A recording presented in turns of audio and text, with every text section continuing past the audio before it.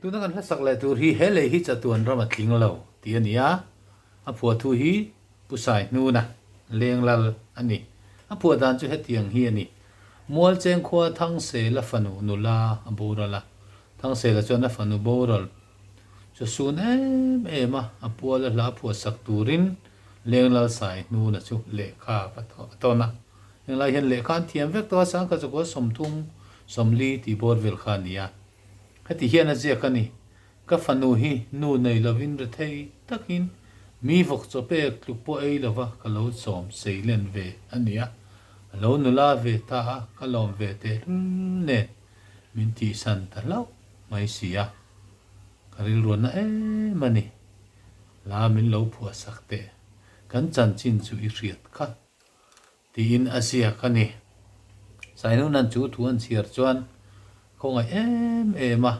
kan chan chin chu I riat kha tian chiar phei chuan a hnuka ula amit tuyat la hiala ani take hele hi zong chatuan ramatling lo ati chuak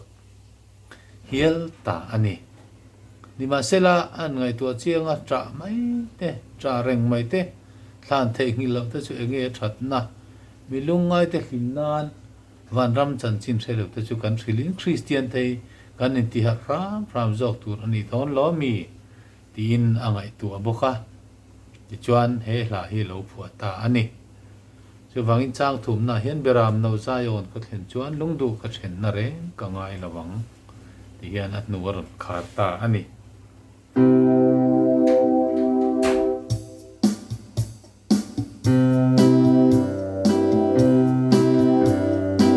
hele za tua ramating lo lungaya tranani molal pa lom na te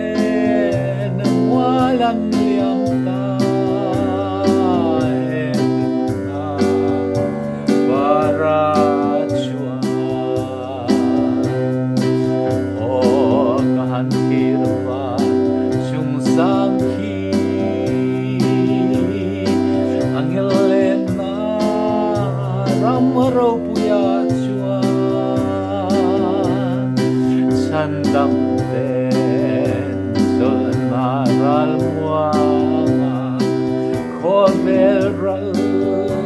to mai senti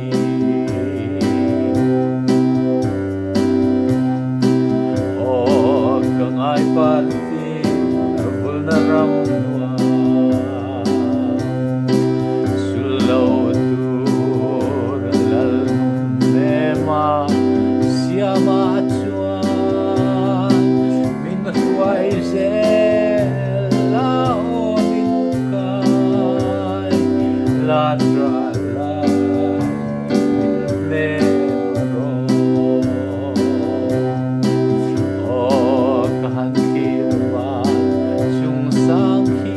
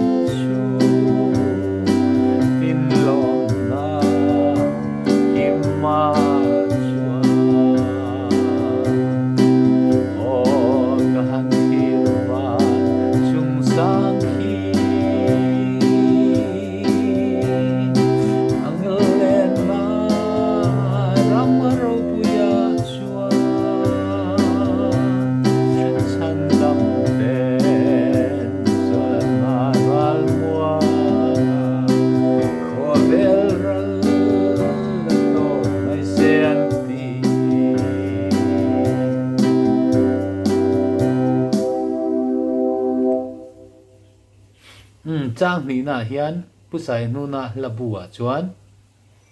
min hruai zel la ti hi min hruai ve la ti na in ta ni chulo tu la ne ma siama chuan min hruai ve la o min kai la tra la min ne